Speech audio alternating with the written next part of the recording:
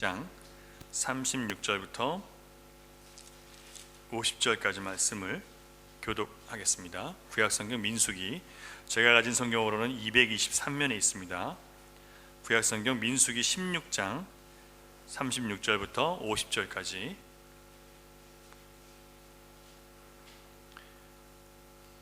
교독하겠습니다. 여호와께서 모세에게 말씀하여 이르시되 제사장 아론의 아들 엘르아살에게 명령하여 붙는 불 가운데에서 향로를 가져다가 그 불을 다른 곳에 쏟으라. 그 향로는 거룩함이니라.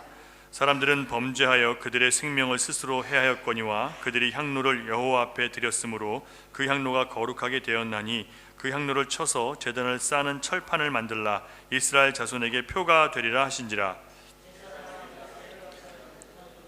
향로를 가져다가 쳐서 제단을 싸서 이스라엘 자손의 기념물이 되게 하였으니 이는 아론 자손이 아닌 다른 사람은 여호와 앞에 분향하러 가까이 오지 못하게 함이며 또 고라와 그의 무리와 같이 되지 않게 하기 위함이라. 여호와께서 모세를 시켜 그에게 명령하신 대로 하였더라. 이스라엘 자손이 온 회중이 모세와 아론을 원망 너희가 여호와의 백성을 죽였도다 하고 회중이 모여 모세와 아론을 칠 때에 회막을 바라본즉 구름이 회막을 덮었고 여호와의 영광이 나타났더라. 여호와께서 모세에게 말씀하여 이르시되 너희는 이 회중에게서 떠나라. 내가 순식간에 그들을 멸하려 하노라 하시매 그 두 사람이 엎드러지니라. 이에 모세가 아론에게 이르되 너는 향로를 가져다가 제단에 불을 그것에 담고 그 위에 향을 피워 가지고 급히 회중에게로 가서 그들을 위하여 속죄하라. 여호와께서 진노하셨으므로 연병이 시작되었음이니라. 아론이 모세의 명령을 따라 향로를 가지고 회중에게로 달려간즉 백성 중에 연병이 시작되었는지라. 이에 백성을 위하여 속죄하고 죽은 자와 산 자 사이에 섰을 때에 연병이 그치니라. 고라의 일로 죽은 자 외에 연병에 죽은 같이 있습니다. 연병이 그침에 아론이 회막문 모세에게로 돌아오니라. 아멘. 이한솔 지사님 죄송한데 여기 그 팬 좀 켜주세요. 환풍기 음식 냄새가 너무 많이 나서 자꾸 배고파지는데 집중이 안 될 것 같아서. 자, 우리가 신앙생활을 하는 데 있어서 어려움을 호소하는 이유 중에 그 하나가 마귀가 우리를 자꾸 유혹해서 공격하기 때문에 우리가 신앙생활하기 어렵다라고 말할 때가 있습니다. 물론 베드로 사도의 경고처럼 우리가 깨어서 근신해야 되는 이유는 우리의 대적 마귀가 우는 사자와 같이 삼킬 자를 찾고 있기 때문에 여러분 우리가 깨어 있어야 됩니다. 그러나 여러분 걱정하지 않으셔도 되는 이유는 여기서 이 사도 베드로의 말씀 중에 중요한 것은 우는 사자와 같이 삼킬 자를 찾는 마귀가 중요한 게 아니라 이미 그것을 대적해서 이길 수 있는 방법이 우리 예수님을 믿는 자들에게 주어졌다는 사실이에요. 뭐 하라고요? 근신하며 깨어있으면 대적 마귀를 삼킬 자를 찾는 대적 마귀를 이길 수 있다는 거예요. 여러분 믿으십니까? 예, 근신하라는 것은요 말씀 안에서 늘 분별하는 걸 얘기하는 거예요. 내 말씀 안에서 하나님 말씀을 들으면서 그 말씀을 통해서 나를 컨트롤해 나가라는 거예요. 그냥 내 기분과 감정과 상황에 따라 살지 말고 말씀을 통해서 상황을 분별하며 사는 것이 근신이에요. 그리고 깨어라 말씀하셨는데 깨어있다는 것은 말씀과 성령의 가르침을 듣고 우리에게 하나님이 경고하실 때 무심코 지나치거나 사소하게 여기지 말고 놓치지 말고 그것을 삶에 적용하라는 거예요. 하나님께서 우리에게 말씀과 성령으로 우리에게 말씀해 주세요. 우리에게 인도해 주세요. 그런데 우리가 그것을 그냥 지나쳐 버리는 게 많아요. 뭐 그냥 내 마음에서 나오는 소리일 수도 있고 안 하면 어때? 이런 마음으로 그냥 무심코 지나칠 때가 많거든요. 여러분 하나님께서 우리에게 이렇게 말씀을 주실 때 깨어 분별하지 않으면 우리도 모르게 옛 본성을 따라서 우리가 과거에 살던 대로 마귀의 종노릇하며 살아가는 거예요. 마귀의 종노릇하는 모든 사람들 가운데 우리가 예수를 믿고 건진 받았잖아요. 그럼 이제 어떻게 해야 된다고요? 깨어 근신해야 되는 거예요. 하나님 말씀을 듣고 그 말씀으로 나를 분별하고 그 말씀 속에서 여러분 민감하게 반응하시는 거예요. 마귀를 이길 수 있는 방법이 있어요, 없어요? 우리 믿는 자에게는 이미 주어졌어요. 그러므로 우리가 마귀에게 졌다고 얘기하면 돼요, 안 돼요? 그거는 우리가 예수님을 신뢰하지 않았다는 증거예요. 말씀을 듣고 분별하는 그런 깨어있음이 우리에게 없었다는 얘기예요. 여러분, 신자는 영적 전쟁을 하면서 살아가는 사람들입니다. 이 세상의 영적 전쟁을 여러분, 그런데 우리가 절대 하나님과 사탄 사이의 싸움이라고 생각하시면 안 돼요. 여러분, 영적 전쟁은요, 하나님과 사탄 사이의 싸움이 아니에요. 왜냐하면 사탄은 결코 하나님의 적수가 되지 못하기 때문에 그래요. 아시죠? 이미 예수 그리스도께서 십자가 위에서 모든 사탄의 괴계와 능력을 다 짓밟아 이기셨어요. 그렇기 때문에 하나님과 마귀의 싸움이 아니라, 그래서 사탄이 공중에서 쫓겨내려와서 지금 이 땅에서 우리 하나님이 사랑하는 하나님 백성들을 붙들고 우리를 속이고 넘어뜨리는 거예요. 그러므로 사탄은 지금 누구랑 싸우는 거예요? 우리랑 싸우는 것이지 하나님과 대적해 싸울 수가 없어요. 우리는 전에 마귀에게 종노릇했던 사람들입니다. 우리 역시 내 마음대로 살아갈 때는 다 마귀에게 종노릇했어요. 우리가 잘한다고 생각하고 살았지만 사실은 그 모든 것이 마귀의 종노릇했어요. 뭐냐 하면 내가 원하는 것에 쫓아다니고 내 육신이 원하는 대로, 내 생각이 원하는 대로, 내 감정이 원하는 대로 살았어요. 이게 다 육신의 종노릇한 거예요. 마귀의 종노릇한 거예요. 그런데 이제 우리가 예수 그리스도를 믿고 어떤 사람이 됐어요? 마귀를 대적해서 이길 수 있는 능력이 우리에게 주어졌어요. 예수님을 믿은 다음에요. 너무나 감사하게도 우리 안에 예수 그리스도 안에서 사탄과 영적 싸움을 할 만한 능력이 주어졌다는 사실이에요. 더욱 감사한 것은 하나님의 허락 없이 사탄이 우리에게 어떤 저주도 어떤 두려움도 우리에게 줄 수 없다는 사실이에요. 세상의 그 어떤 강력한 힘을 동원해서라도 여러분에게 해를 끼칠 수 있어요, 없어요? 사탄은 못해요, 여러분. 이런 맥락에서 종교개혁자 루터는 사탄에 대해서 이렇게 얘기해요. 하나님의 사탄이다. 무슨 말인지 아세요? 이 말은 공중권세 잡은 사탄의 지배 아래 세상이 있는 것 같지만 사실은 실제로는 사탄 역시 하나님 안에서 멸망받을 자를 속이고 구원 얻을 자에게 더욱 거룩함으로 이끄는 일에 쓰임받고 있는 거예요. 자기는 모르게, 사탄도 자기도 모르게 하나님께 결국 이용당하고 있는 거예요. 그래서 루터는 사탄을 향해서 하나님의 사탄이라고 얘기를 하는 거예요. 여러분, 구원 얻을 자들은요 속지 않아요. 하나님께서 하나님 말씀 붙들고 있는 사람들 안 속아요. 누가 속아요? 죽을 자들만 속는 거예요, 여러분. 네. 하나님 말씀에 깨어있는 사람은 안 속아요. 누가 속아요? 잠들어 있는 사람만 속는 거예요.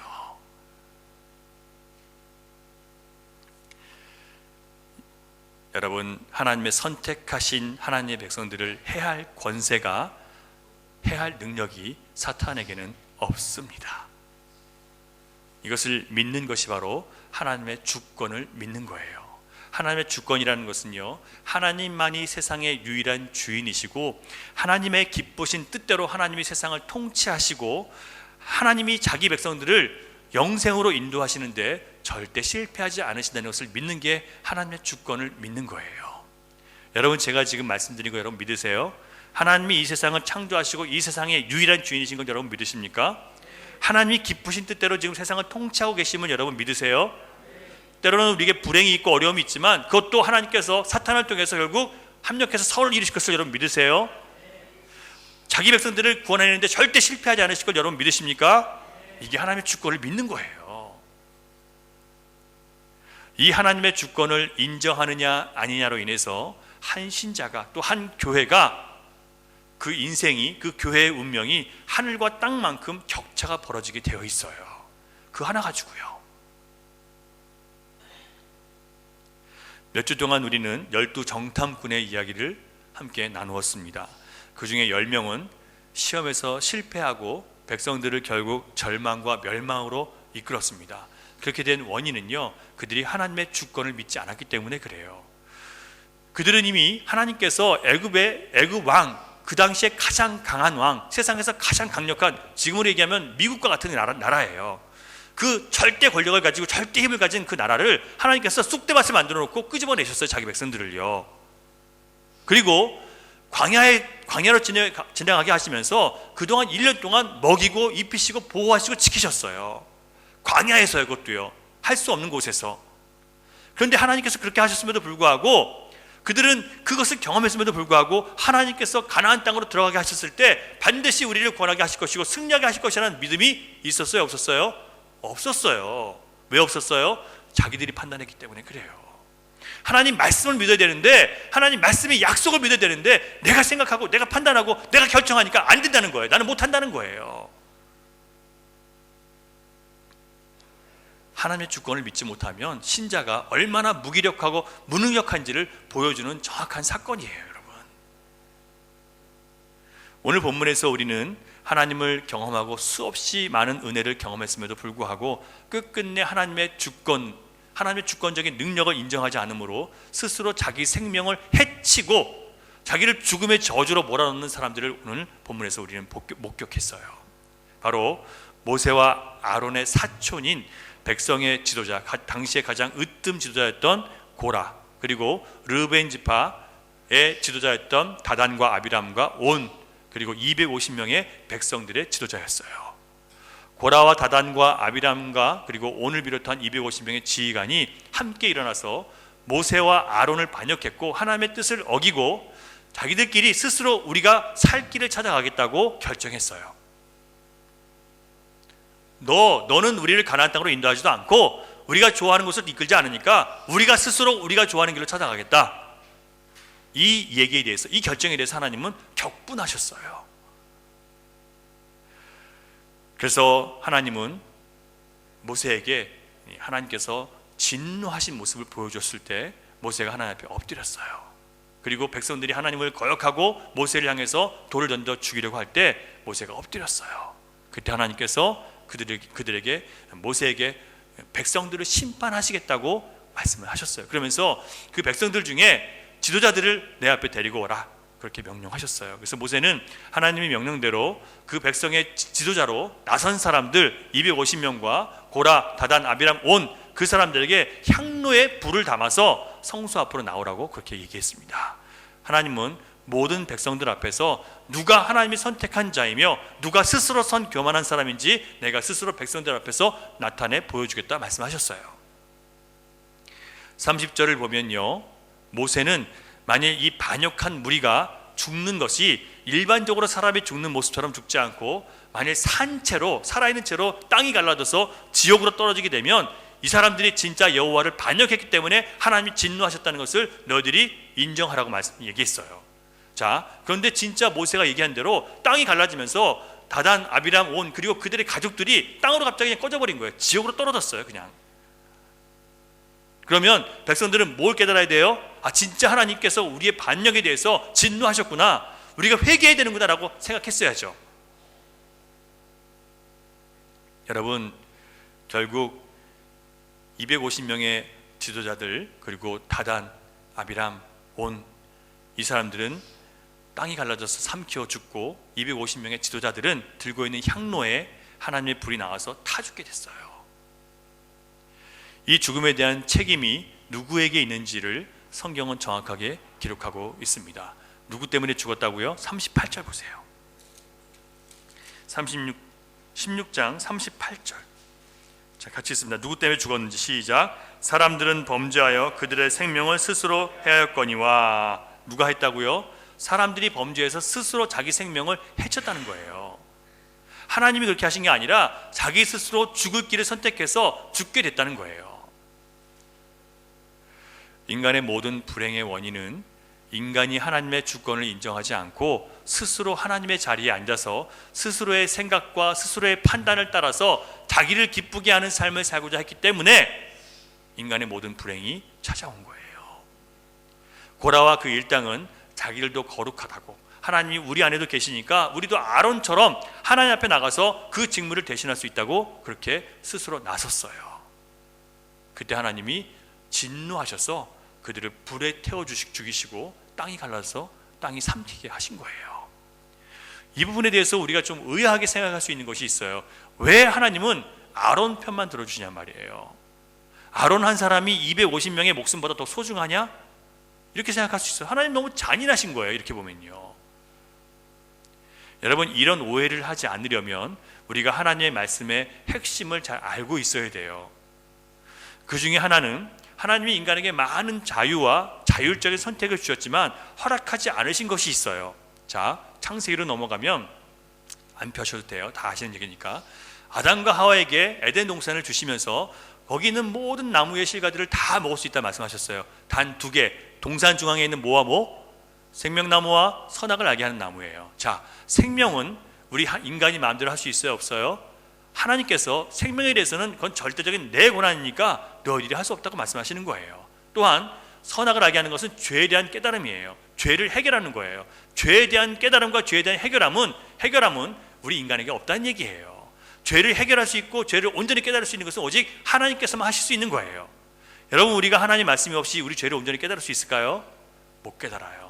부분적으로만 알아요. 양심에 꺼리 껴서 이거 내가 잘못한 거, 이 정도만 알고 있지, 이게 우리가 영원한 사망에 들어가고 지옥이 선포되게 된 원인이라는 것을 우리는 모르고 있어요.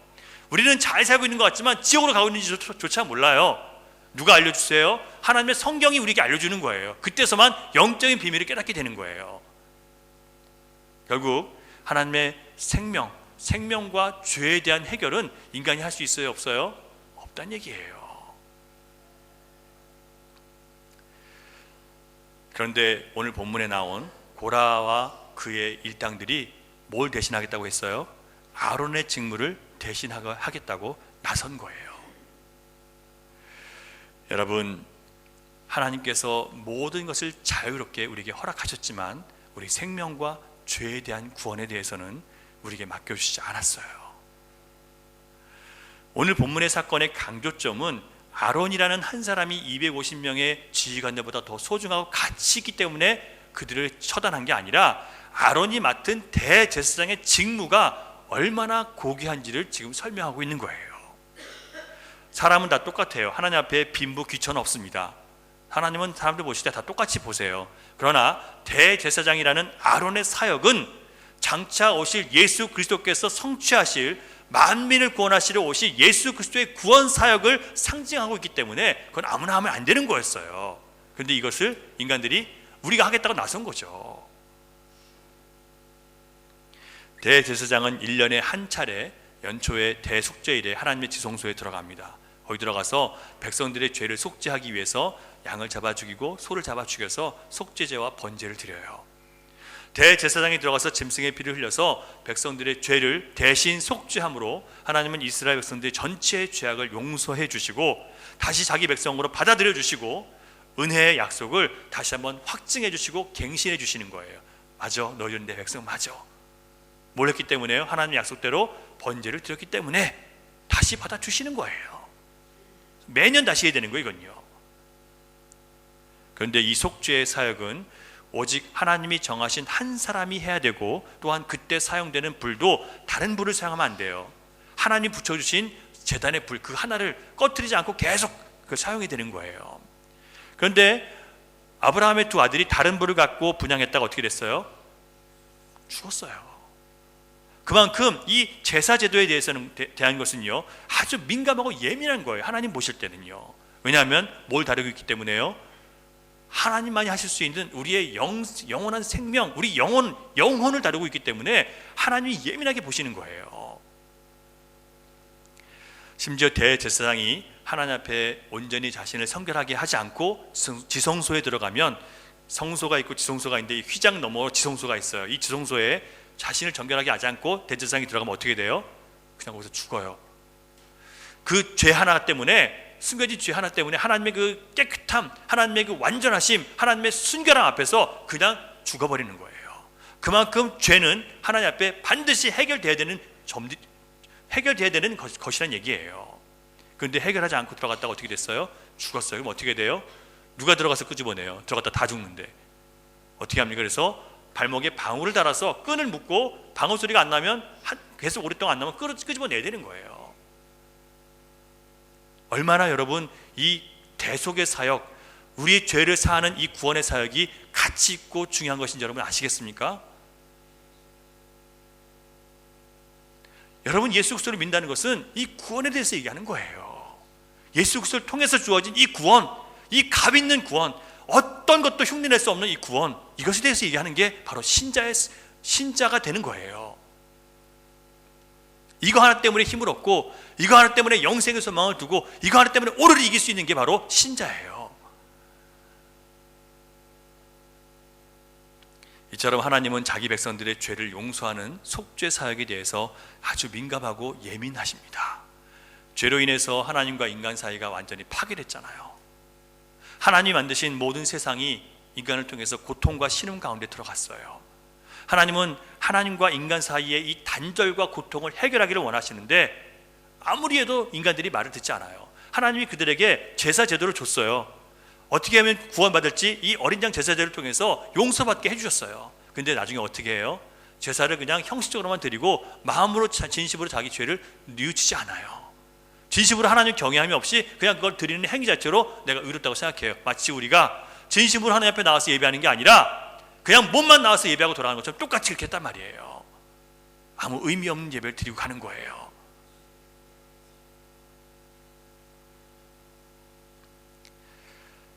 그래서 하나님은 아들 예수 그리스도를 이 땅에 보내셔서 가장 낮은 인간의 몸을 통해서 십자가에 달려 우리를 대신해서 죽게 하심으로 우리의 모든 이 불순종과 불경건함, 하나님을 경외하지 않고 살아간 것에 대해서 그 형벌을 대신 예수님을 통해서 해결하신 거예요.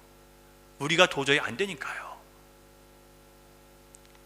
그런데 죄인에 불과한 고라의 일당들이 스스로 자기를 높여서 거룩하다고 말하면서 인간의 구원 사역을 위해서 선택된 아론의 사역을 자기들이 하겠다고 나선 거예요.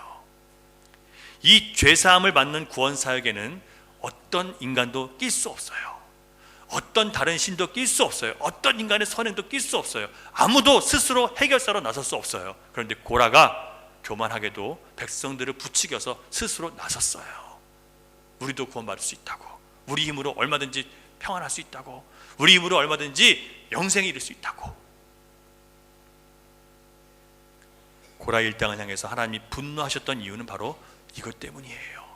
오직 하나님만이 하실 수 있는 그 구원의 사역을 인간이 스스로 나를 구원하겠다고 하는 것, 이게 바로 거짓 복음이에요. 여러분 이 신천지나 많은 이단들 보면요, 거기다 하나님 있죠. 하나님이라고 하기 좀 껄끄러우면 자기가 성령이라고 해요. 눈에 보이는 성령이래요, 자기가요. 왜 그렇게 얘기합니까? 그렇게 얘기함으로 하나님의 신성이 자기에게 있고 자기가 하나님이라는 걸 얘기하지 않으면 사람들이 안 믿어주니까 자기가 신이라고 얘기하는 거예요. 근데 여러분, 우리가 오늘 본문 말씀을 통해서 이 구원의 사역은 오직 누가 하시는 거예요? 예수 그리스도 하나님이 하시는 거예요. 어떤 인간도 대신 할 수 없어요. 끼어들 수 없어요. 그 사람을 통해서 그를 믿으면 구원받는 거 없어요. 우리 누굴 통해서? 오직 예수 그리스도가 한 번 믿음, 그 믿음 때문에 구원에 이르는 거예요. 그러니까 여러분, 우리가 이 진정한 복음을 알고 있으면 넘어져요, 안 넘어져요? 그런 이상한 거에 속아요, 안 속아요? 안 속죠.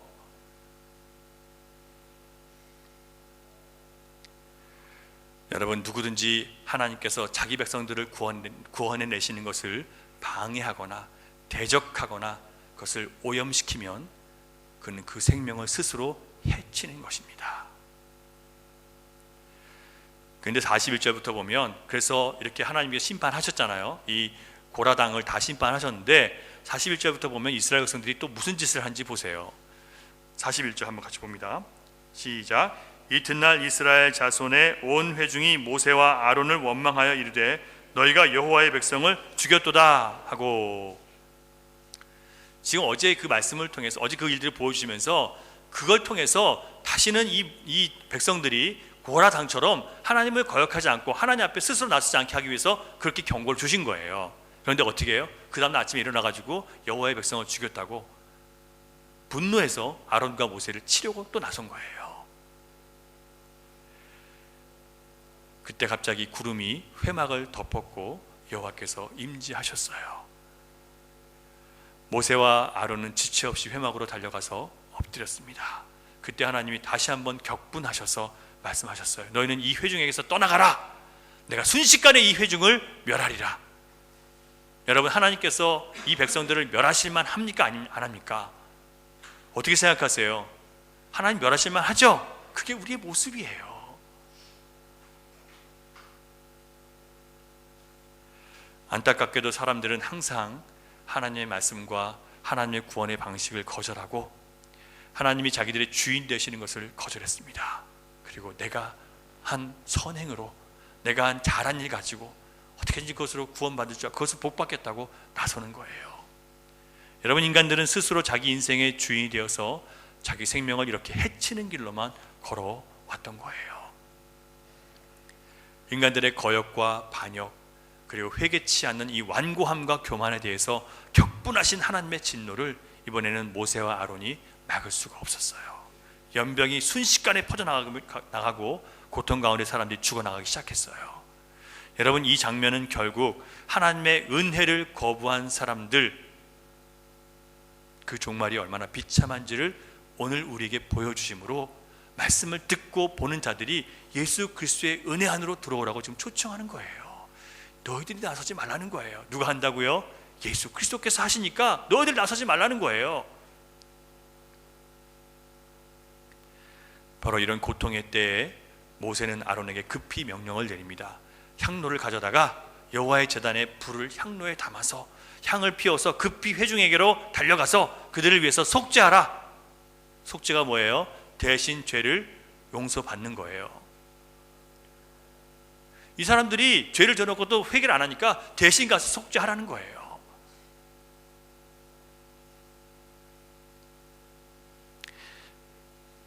아론이 향로를 가지고 백성들에게 달려나가서 백성들을 위해서 대신 속죄하고, 속죄했을 때 어떤 일이 벌어졌어요? 죽은 자와 산 자 사이에 아론이 섰을 때 극적으로 연병이 그쳐버렸어요. 여러분, 이게 무슨 의미가 있을까요? 모세는 향로에 불을 붙일 때 제단의 불을 가져다가 불을 붙이라고 했어요. 자, 지난주에 말씀드렸어요. 이 제단의 불은 뭘 상징한다 그랬어요? 예수 그리스도를 상징한다고 그랬어요. 이 제단의 불은 이스라엘 백성들이 죄를 사하기 위해서 속죄 제물을 가지고 왔을 때 그 속죄 제물을 태우는 거예요. 그래서 인간의 죄, 내가 죄를 전가하잖아요. 이 속죄 제물에다가 속죄 제물이 태워질 때, 주님의 불로 태워질 때 그 죄가 없어지는 거예요. 이 불이 상징하는 것은 곧 우리의 죄를 자기 몸으로 대신 태워버리시는 그리스도를 상징하는 거예요. 아론이 속죄의 불, 곧 예수 그리스도를 향로에 담아서 백성들의 죄악을 대신 속죄했을 때 반역으로 스스로 생명을 해치게 된 모든 백성들이 그들에게 내린 저주와 사망이 갑자기 그쳐버리는 거예요. 여러분, 예수 그리스도는 우리의 죄로 인해서 우리에게 임한 모든 저주와 사망과 지옥을 그 몸으로 막아내셨습니다. 주님이 몸으로 막아내셨어요. 여러분, 우리는 이미 예수 그리스도 안에서 죄를 이겼고 죄가 더 이상 우리를 태워버릴 수 없게 되었습니다. 예수 그리스도의 이름으로 우리는 죄를 대적해서 이길 수 있게 되었습니다. 자기를 사랑하는 이기적인 마음과 돈을 사랑하고 헛된 세상 것들을 자랑하고 교만하고 쾌락 사랑하고 우리를 유혹하는 사탄의 간사한 계략을 이제는 분별하고 끊어버릴 수 있는 사람들이 됐어요. 전에는 다 거기에 속아서 살았는데 이제는 그런 모든 것들을 분별하고 끊어버릴 수 있는 사람들이 됐어요. 여러분, 이 향로에는 하나님의 약속이 담겨 있습니다. 38절과 39절을 한번 같이 읽어보겠습니다. 38절 39절 먼저 읽습니다. 시작. 사람들은 범죄하여 그들의 생명을 스스로 해하였거니와 그들이 향로를 여호와 앞에 드렸으므로 그 향로가 거룩하게 되었나니 그 향로를 쳐서 제단을 싸는 절판을 만들라. 이스라엘 자손에게 표가 되리라 하신지라.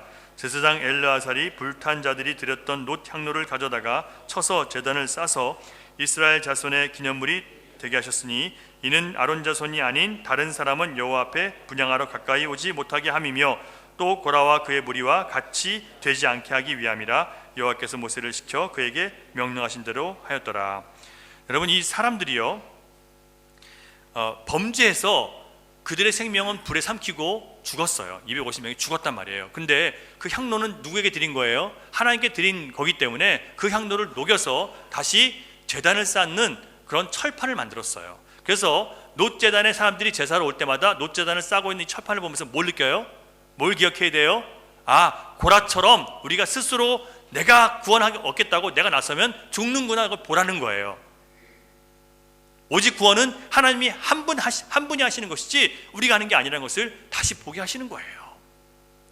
그래서 40절 보신 것처럼 기념물이 되게 해서 다른 사람은 여호와 앞에 분향하러 가까이 오지 못하게 한다. 누가 분향하는 거예요? 오직 아론은 누구 상징이에요?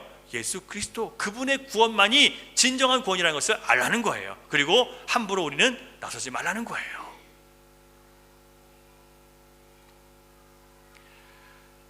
그 기념물이 되게 하시겠다는 것이, 그래서 하나님께서 향로를 가져다가 녹여서 철판을 만들어서 제단을 쌓게 하신 거예요. 이 말씀을 해석하려면 히브리서를 찾아보면 온전한 해석을 할 수 있어요. 히브리서 5장 1절부터 10절을 한번 같이 보겠습니다. 자, 1절 2절 먼저 같이 읽겠습니다. 시작. 대제사장마다 사람 가운데서 택한 자이므로 하나님께 속한 일에 사람을 위하여 예물과 속죄하는 제사를 드리게 하나니, 그가 무식하고 미혹된 자를 능히 용납할 수 있는 것은 자기도 연약에 휩싸여 있음이라. 자, 이게 무슨 얘기냐면요, 대제사장은요 사람 가운데서 택했어요. 이 이스라엘 백성들 중에서 사람이죠, 다. 그 중에 누가 하나님이 택하셨어요? 누구를? 아론을 택하셨어요. 아론과 그의 가문을 택하셨는데 뭘 하기 위해서? 하나님께 속한 일을 하기 위해서예요. 그러면 이 구원의 사역은 누구에게 속한 거예요? 하나님께 속한 일이에요. 그리고 하나님께 속한 일을 하기 위해서 예물과 속죄하는 제사를 드리게 했대요. 무슨 얘기냐면 자기 자신도 역시 사람에게 속했기 때문에 죄인이잖아요. 그래서 자기를 위해서 예물을 드리고 속죄하는 제사를 드려야 되는 거예요. 그래서 무식하고 미혹된 자, 아직 하나님의 구원을 모르는 자를 이해할 수 있는 거예요. 저 역시 구원을 받지 못했을 때, 하나님을 잘 알지 못했을 때 제가 얼마나 미련한지 알아요. 제가 얼마나 세상적인지 제가 알아요. 그러니까 여러분은 아직 구원 안에 이르지 못해서 세상적인 사람들을 이해해요. 그 안타까움을 제가 알아요. 하지만 거기서 돌이키지 않으면 큰일 난다는 걸 알기 때문에 여러분, 그래서 자꾸 하나님 말씀으로 부르짖는 거예요. 무슨 얘기냐면 그 말씀이 아니고는, 그 구원이 아니고는 안 된다는 것을 이 아론이 알았다는 거예요. 우리 무식함을, 우리 무지함을 아론도 알았다는 거예요. 똑같이 인간이기 때문에. 3절 4절 보시면 같이 있습니다. 시작. 그러므로 백성을 위하여 속죄제를 드림과 같이 또한 자신을 위하여도 드리는 것이 마땅하니라. 인간이기 때문에 그래야 되는 거예요. 그 다음에 이 존귀는 어떻게 해요?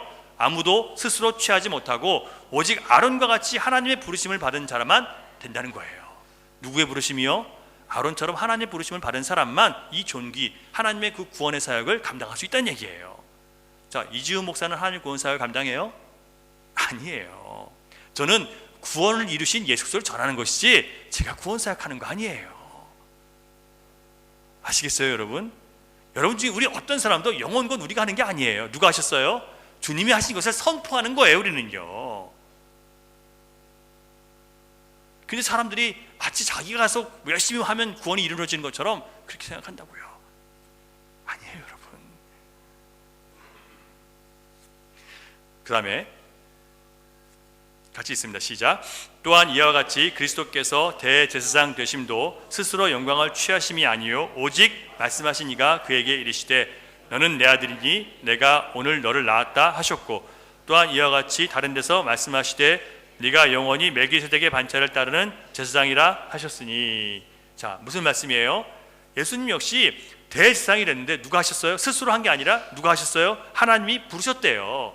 말씀하신 이 하나님, 그가 뭐라고 하셨어요? 너는 내 아들이니 내가 오늘 너를 낳아도다. 하나님의 아들이 그 사명을 감당한다는 얘기예요.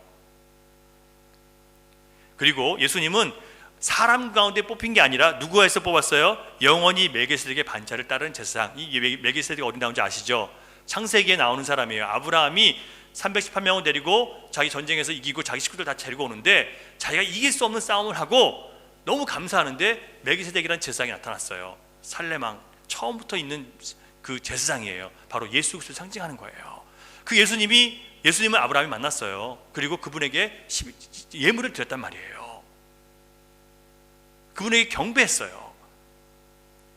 무슨 얘기냐면 바로 예수님, 멜기세덱의 반차를 따르는 제사장, 영원한 그분, 바로 예수 그리스도께서 우리의 구원을 위해서 오신 분이란 얘기예요.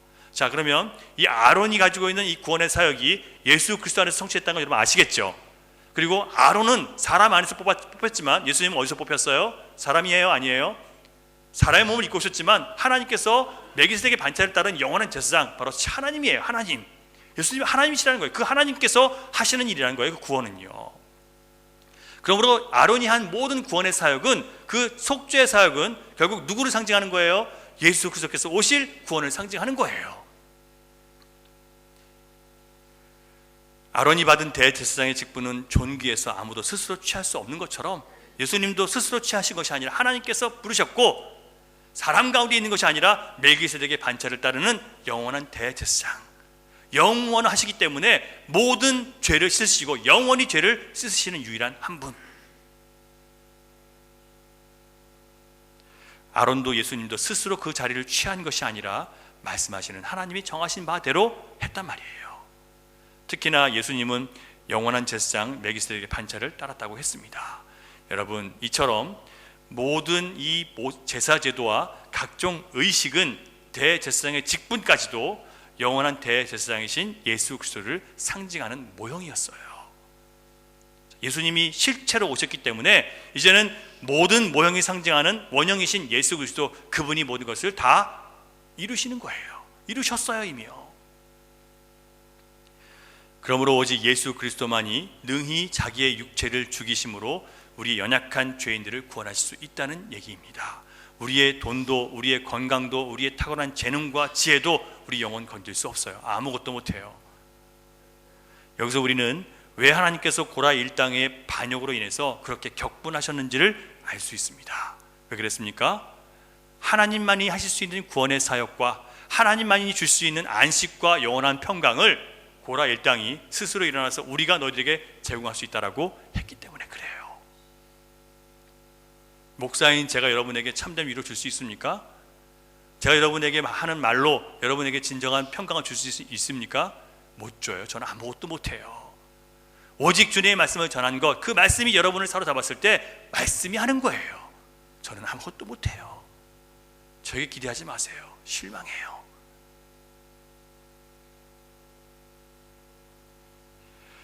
여러분, 오늘 이 사건을 통해서 무엇을 보셨습니까?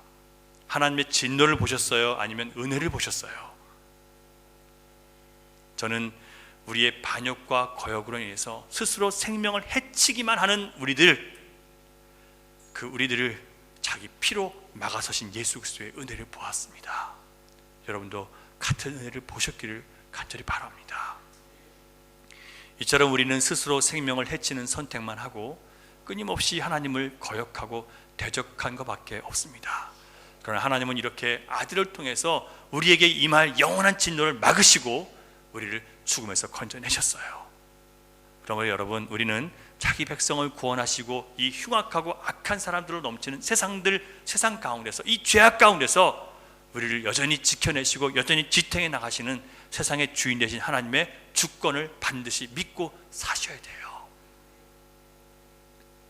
그렇다면 우리가 현실 속에서 하나님의 주권을 인정하고 산다는 것이 뭘까요? 여러분, 이게 머리로만 하나님 주권 하는 게 아니라 현실 속에서 하나님 주권을 인정하고 살아야 되는데 그게 뭘까요, 여러분? 누가복음 3장을 보면 세례 요한이 세례를 받으러 온 사람들에게 이렇게 외쳐요. 도끼가 이미 나무 뿌리에 놓였으니 도끼를 그냥 찍어낸다는 거예요. 이제 나무 뿌리까지 왔다는 거예요. 다 죽었다는 거예요, 이제는요. 그런데 좋은 열매 맺지 아니하는 나무마다 이처럼 찍혀서 불에 던져지리라. 이 무슨 얘기냐면, 회개했다면, 회개했다간 열매가 없는데 그 열매가 없으면 이미 이제 죽을 거라는 거예요. 자, 그러니까 사람들이, 세례받은 사람들이 물어봐요. 그럼 우리가 뭘 해야 됩니까? 우리가 회개 세례 받았는데 그럼 우리 앞으로 어떻게 살아야 됩니까? 그러자 세례 요한이 죄사함 받은 자의 열매에 대해서 뭐라고 얘기하냐면요, 진짜 싱거워요. 옷 2벌이 있으면 옷 없는 자에게 나눠주래요. 먹을 것이 있는 사람은 없는 자에게 나눠주래요. 여러분, 어렵습니까? 하나님의 주권을 인정하고 사는 게 어렵습니까, 여러분? 그러자 세리들이 와서 물어봐요. 세리들이, 그럼 우리는 뭘 하면 됩니까? 세리는 뭐 하는 사람들이에요? 세금을 얻는 사람들이죠.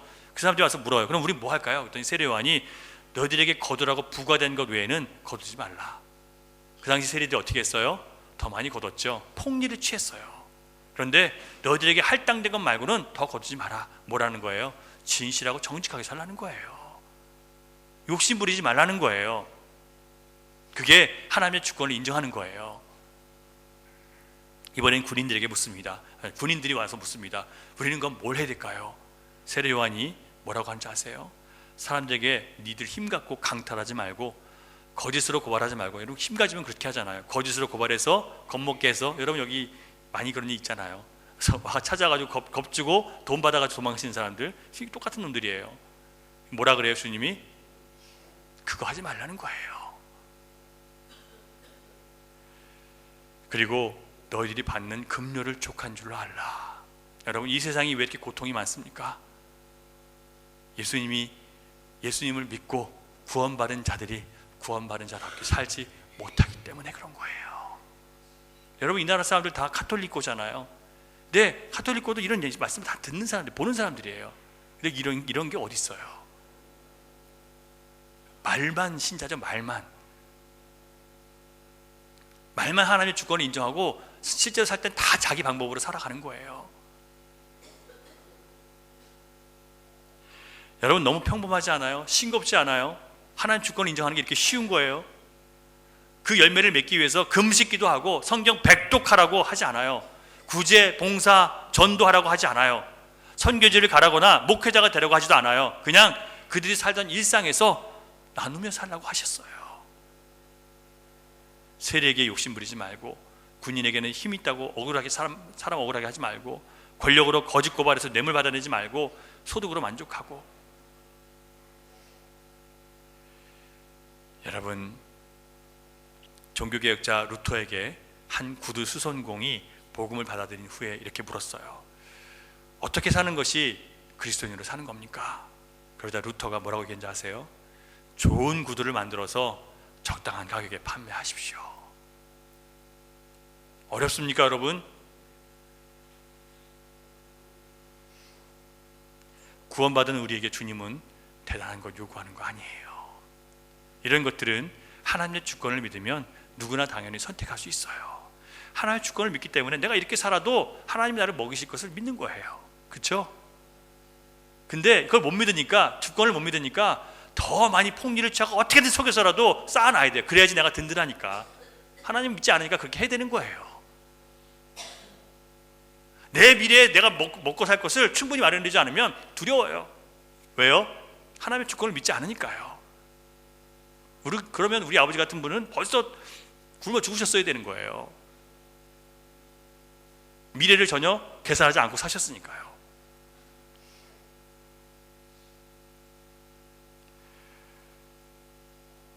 여러분, 내가 내 인생 책임져야 된다고 생각하는 사람들은 사기를 치고 거짓말을 해서라도, 아주 이기적인 욕심을 부려서라도, 온갖 수단과 방법을 다 동원해서라도 더 모으고 더 쌓지 않으면 불안해서 못 견뎌요. 반면에 주님을 신뢰하는 사람들은 주님 주신 것으로 만족하며 살 수 있어요. 가난하든 부자든 그런 것들이 주님을 향한 믿음에 영향을 주지 못해요. 아멘이십니까, 여러분? 어떤 분들은 돈 없으면 교회 생활 못한다고 그렇게 얘기를 하더라고요. 정말 그럴까요? 예, 이민교회가 그렇더라고요. 돈 턱턱 내지 못하면 직분 못 얻더라고요. 참 더럽죠? 그건 하나님의 교회 아니에요. 예수님 당시 제자들 두 벌어도 없었습니다. 신발 한 켤레 신고 돌아다녔어요. 베드로는요, 성전 들어갈 때 성전세 내야 되는데 반세겔이 없어서 물고기 입에서 나오는 돈, 예수님 말씀하신 대로 물고기 입에서 나온 돈 갖고 성전 들어갔어요. 들에서 자고 때로는 먹지도 못하고 주님의 일을 하면도 불구하고 핍박과 멸시와 조롱을 받았어요. 제가 처음에 이 주님의 길 가면서 제일 많이 힘들었던 게, 내가 주님의 일을 하는데 왜 내 걸 책임 안 져주세요? 이런 고민 되게 많이 했거든요. 저자들 보세요. 내가 주님의 일을, 이 사람들이 주님의 일을 이렇게 완전히 쫓아다니면서 하는데도 보상이 없어요. 현실적인 보상이요. 때로는 고통당하고, 때로는 괴롭고, 때로는 비참해요. 주님 때문에 감사한 것뿐이지 소망 때문에 감사한 것뿐이지 다른 게 없어요. 그들이 있고 없음으로 인해서 믿음이 없어지던가요? 주님이 떠나셨을 때만 믿음이 없어졌어요.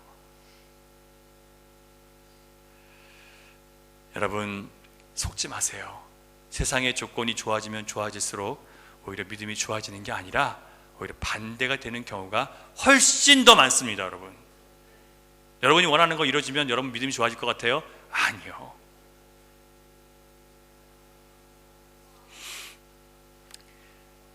세상에 속한 그 어떤 것도, 우리의 열심과 선행도 우리가 구원을 얻기 위해서 해야 할 그 어떤 일도 우리에게는 남아있지 않습니다. 우리가 구원 얻기 위해서 하는 건 아무것도 해서는 안 돼요. 이미 예수님께서 구원 얻을 자를 위해서 다 하셨으니까요. 우리가 다시 오실 예수님 앞에서 선택을 받기 위해서 열심히 기도하거나 영성훈련 받으러 기도원 들어가거나 신학교 들어갈 필요 없어요. 많은 사람들이 이렇게 얘기하죠. 이 종말론자들은요, 종말론, 잘못된 종말주의자들 어떻게 해요? 그들이 기다려야 된다는 거예요. 그들이 모여서 다 세상 거 다 내려놓고 모여서 기다려야 된대요. 그래야지 천국 간대요. 루터는 뭐라 그런지 아세요? 마지막 날에 뭘 하겠냐고 하는 얘기에 루터가 한 얘기예요. 나는 한 그루 나무를 심겠다고.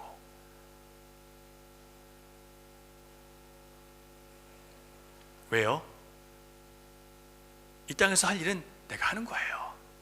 하나님 나라의 소망은 하나님이 알아서 책임지시는 거고요. 우리가 할 거 없어요. 이 땅에서 주님께서 우리에게 말씀하신 대로 하나님 주권 인정하고 살아가면 되는 거예요. 모여가지고 막 그냥 뭐 주문을 외우듯이 외치고 그럴 필요 없어요. 여러분, 엘리야와 이 바알 선지자들 갈멜산에서 싸울 때 어떻게 싸워요? 이 어중이 떠중이들 모여서 850명이 막 자해를 하면서 울부짖고 부르고 난리쳤어요. 근데 엘리야는 뭐라 그래요? 주님, 약속하신 것을 이루십시오. 끝이에요. 그냥 그걸 외치는 이유도 사람들 앞에 보라고, 하나님 사랑에서 보여주기 위해서 그냥 외치는 거예요. 안 해도 되는데 외치는 거예요.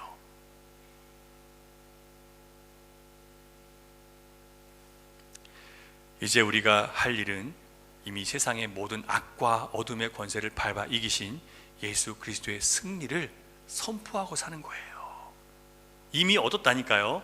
구원을 얻기 위해 사는 게 아니라 이미 얻은 구원을 선포하시는 거예요. 두려우십니까? 아니죠. 여러분, 이미 예수 그리스도의 사랑 안에서 모든 두려움을 주님 제거하셨어요. 사랑 안에 두려움이 없다고 했잖아요. 주님을 믿는 사랑, 주님께서 나에게 주신 사랑 때문에 두려울 게 없어요. 왜냐하면 이것이 우리를 두렵게 하지만 이건 잠깐 사탄의 장난이고, 하나님은 이미 우리에게 안전함을 주셨으니까 걱정할 게 없는 거예요. 그러니까 두려움이 왔을 때 뭐라 그래요? 예수 그리스도의 이름으로 이 두려움은 나에게 아무것도 아닌 것을 내가 아는 거예요. 두려움으로 물러가라. 내 안에 예수님이 계신다. 앞길이 막막하세요? 주님이 길이라고 하셨죠. 주님이 수고하고 무거운 짐자 내게로 오라고 하셨죠. 주님께 모든 염려, 근심, 미래에 대한 두려움 맡기시고 오늘 나에게 하나님께서 맡겨주신 사명에 감당하면서 걱정하지 말고 기쁘게 살아가세요. 그러면 되는 거예요. 내일 일에 대해서, 그 일의 결과에 대해서 여러분 두려워하지 마세요. 오늘 주어진 여러분 삶 속에서 주님 기뻐하시는 삶을 선택하시면 돼요. 여러분 기억하시기 바랍니다. 이스라엘 백성들이 하나님의 은혜를 떠나서 스스로 살고자 했을 때 어떻게 했어요? 오히려 자기들의 생명을 스스로 해치는 길로 갔어요. 자기들은 몰랐죠. 우리가 모르고 가는 거예요. 우리는 우리가 사는 길로 가는 줄 아는데 결국 우리는 죽을 길로 가고 있었던 거예요. 그래서 예수님께서 십자가로 자신의 몸을 찢어서 죽음과 산자 사이에 주님이 서셨을 때 우리의 이 죽음이 멈춰서 생명으로 옮겨지게 된 거예요. 여러분, 모세가 아론에게 향로를 가지고 달려나가라고 한 것은 자기를 태워서 우리 죄를 멸하신 예수 그리스도, 예수 그리스도의 중보 없이, 예수 그리스도의 중재 없이 아무도 살 수 없다는 것을 보여주는 상징이었습니다. 여러분, 이것을 항상 기억하시기 바랍니다. 우리가 우리를 구원할 수 있어요? 우리 인생 책임질 수 있어요? 없어요. 이 재단을 볼 때마다 여러분 기억하세요. 우리가 할 수 있는 게 없구나. 구원은 누가 하세요? 오직 예수 그리스도, 그분이 하시는 거구나. 이미 주님께서 우리를 구원하셨구나. 십자가에 달려 돌아가시고 이미 승리하셨구나. 그 승리를 믿고 여러분 두려움 없이 담대하게 그 말씀으로 위협과 핍박 가운데서 주님의 말씀을 놓치지 마세요. 여러분, 하나님이 우리 온 세상을 다스리시는 주인이심을 믿고 우리에게 주어진 삶의 현장에서 예수 그리스도께서 이미 성취한 승리를 더욱 확실히 붙잡고 담대하게 사시기 바랍니다. 대단한 거 하려고 하지 마세요. 뭐 하시라고요? 주어진 삶 가운데서 그냥 진실하게 사세요. 주님 보시기에. 교회에다가 큰 공로 세우려고 하지 마시고 그냥 주님 말씀 들으시면서 하루하루 살아가세요. 기도하면서 주님 앞에 맡기고 살아가세요. 어떤 상황 가운데서도 하나님이 여전히 그 상황의 주인이심을 믿고 소망 가운데 기도하기를 멈추지 마시기 바랍니다. 슬픔 대신 기쁨을 선택하시고 근심 대신 찬송을 선택하시기를 주님의 이름으로 축원합니다. 기도하겠습니다. 주님 감사합니다. 오늘도 하나님 말씀으로 저희들에게 이미 승리의 길을 열어놓으셨다는 것을, 이미 우리가 구원받았다는 것을 깨닫게 해주셔서 감사드립니다. 때로 우리가 살면서 우리 욕심과 이기심 때문에 끊임없이 유혹당하고 넘어지면서 사탄의 유혹에 우리가 쓰러지면서 아버지 하나님, 우리가 하나님이 연약하셔서 나를 지키지 못한다고 우리가 오해했을 때가 많습니다. 하나님께서 이미 주신 말씀을 우리가 붙잡지 않고 이미 이뤄놓으신 승리, 이미 성취하신 그 영광을 바라보지 않고 내 힘과 내 머리와 내 지혜, 내 방법으로 살아가려고 했던 우리 무지함을 좀 용서해 주시옵소서. 이제 오직 예수 그리스도 그분 안에 있는 참된 생명을 바라보며 더 이상 내가 살겠다고 내 스스로 몸부림치지 않게 하시고 주님께 기도하며 맡기며 하나님과 동행할 수 있는 신자들 될 수 있도록 인도해 주시옵소서. 오늘도 믿음의 길을 걸어가기를 간절히 소망하며 엎드린 주의 종들을 축복해 주시고 아버지 하나님, 주님과 함께 승리의 길, 열린 길, 그것을 믿음으로 주님과 함께 끝까지 갈 수 있도록 붙잡아 주시옵소서. 우리 함께 조용히 같이 기도하겠습니다. 여러분 살아온 시간들을 생각하면서 여러분 이렇게 살아왔습니다. 주님, 내가 이렇게 내 힘으로 살아왔습니다. 내 방식으로 살았습니다. 끊임없이 고통스러웠습니다. 끊임없이 좌절했습니다. 끊임없이 낭망하고 끊임없이 두려워했습니다. 하나님, 이제 주님 안에 있는 참된 구원, 영원히 변치 않는 하나님의 구원, 그 능력이, 그 소망이 우리 안에 있음을 믿고 담대하게 승리를 선포하며 나갑니다. 주님, 우리를 붙잡아 주셔서 영광 가운데 임하게 하시고 반드시 승리할 것을 믿고 날마다 우리 이기게 해주시옵소서. 여러분 기도하시기 바랍니다. 주님 감사합니다. 아버지 하나님, 사랑해 주셔서